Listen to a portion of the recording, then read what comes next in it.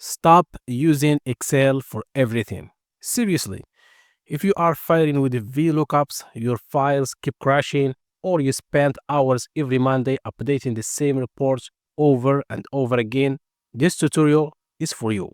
Welcome to the Complete Power BI Masterclass here on iGeekHacks.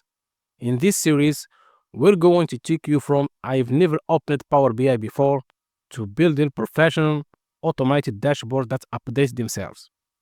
So, what is Power BI? In this first lesson, we need to clear something up straight away. Power BI is not just one tool. The easiest way to think about Power BI is as a three-part engine, with each part doing a different job. Part 1 is Power BI Desktop. This is a free application that you install on your computer. Think of this as the kitchen. This is where you connect to your data, clean and shape it, build calculations, create charts and reports. This is where all the real work happens. Part 2 is the Power BI service. This is the online cloud-based version of Power BI. Once you have finished building your report in desktop, this is where you publish it.